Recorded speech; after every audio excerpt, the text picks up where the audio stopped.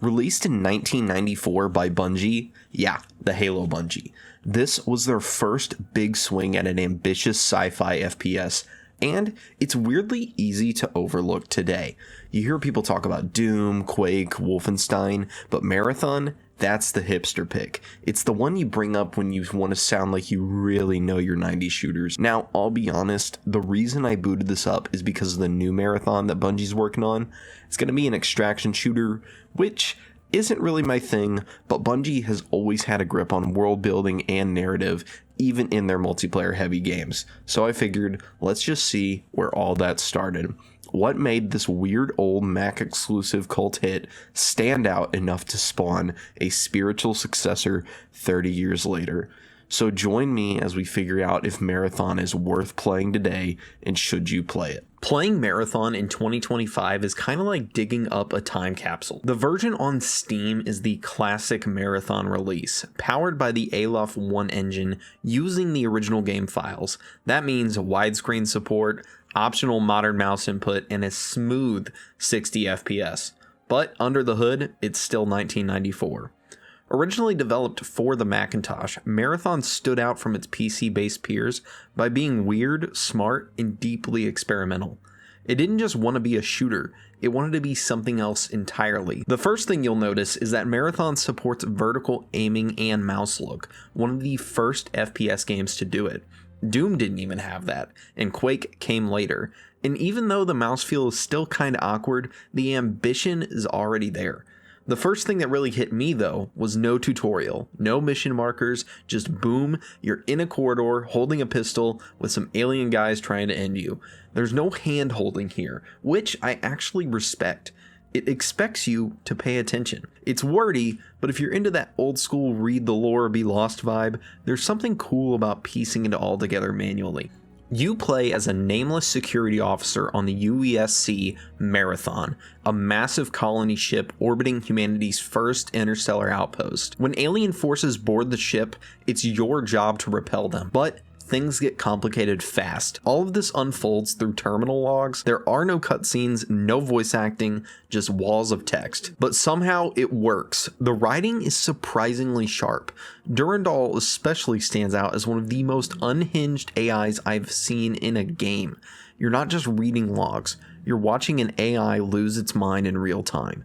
It's unsettling, fascinating, and it completely sells the atmosphere. Marathon isn't a twitch shooter. It's deliberate, slow, and maze-like. Weapons often have alternate fire modes. The assault rifle has a built-in grenade launcher. Reloading works differently too. You can't manually reload. Once your mag runs out, it auto-reload. There's no R key. It might seem like a weird omission, but it forces you to play more tactically. Watching your ammo really matters in this game. Your health is also shield-based, and instead of health pickups, you find wall recharge stations. Same with oxygen. And if you run out in vacuum levels, tough luck. Some of your weapons won't even function without oxygen. This isn't just about shooting. This is a weird looking game, but in a good way. It has sterile hallways, fluorescent horror, alien ships that feel organic and warped. The textures are colorful but minimal, and the lighting is very stark. It's all off just enough to be interesting, and the music is way better than you'd expect. You get like these eerie synth loops, ghostly ambient tracks, and some weird bangers.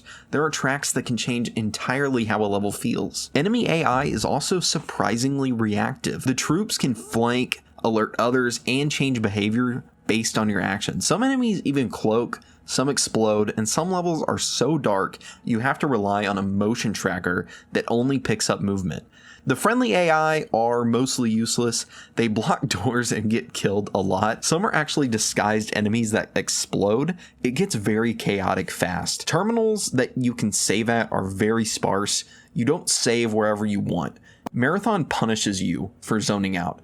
Some levels are straight up mazes, others are platforming puzzles without a jump button. If you miss something, you might be stuck for a while. Certain levels are infamous for a reason. The wildest thing about playing Marathon today is realizing how much of it influenced what came after. You can feel the DNA of Halo here. Bungie was clearly swinging for more than just shoot the aliens. They wanted to make you think between firefights, and for the time, that was ambitious as hell. And let's not ignore the impact on modding and community. The fact that Aleph 1 even exists, and that classic Marathon is maintained by fans 30 years later, says a lot. Most old school shooters get left behind. This one, it's still breathing. So, if you compare it to other shooters from the early 90s, Marathon is definitely the nerd in the room. Where Doom was about speed and chaos, Marathon slows things down. It gives you terminals to read, missions with objectives, and levels that feel like actual places, not just kill boxes.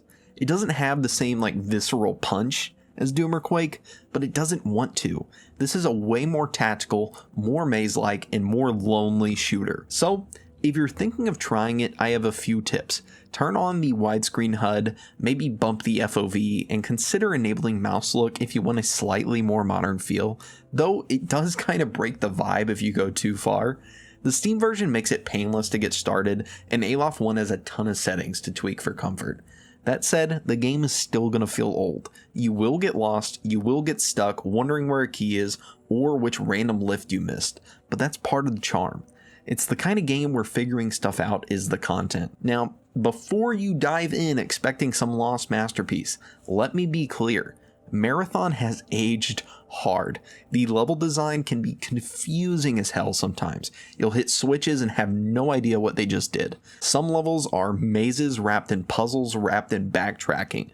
Combat pacing can feel a little slow, especially in the early game. There's no objective tracker, no map that actually helps, and while I personally dig the terminal storytelling, if you're not in the mood to read pages of green text mid-fight, it can feel like a chore. But that's all part of the package. This is a game that asks you to meet it halfway. If you can do that, it rewards you. So look, Marathon is not going to be for everybody. It's old, it's clunky in spots, and it makes zero effort to modernize its structure. But that's kind of the point. This is pure Bungie. Before Spartans, before Gjallarhorns, just raw ideas and ambition squeezed into a weird, atmospheric shooter with way more brains than you'd expect for something from 1994. If you're curious about where Halo came from, or if the upcoming Marathon reboot has you wondering what all this fuss is about, this is a fascinating piece of history. It's not just important, it's still kind of fun in a figure-it-out-yourself kind of way. So, is it worth playing today? Yeah. If you're the type who enjoys digging into older games and seeing how far things have come, there's a real charm here, and the atmosphere and writing still hit. If you want to see Bungie's roots, or you're hyped for the new game and want context, then yeah, I'd give it an hour or two. Worst case, you bounce off. Best case, you get sucked into this 30-year-old rabbit hole. Thanks for watching, and sub if you want more retrospectives, reviews, and me going full nerd out on games before I could even hold a controller.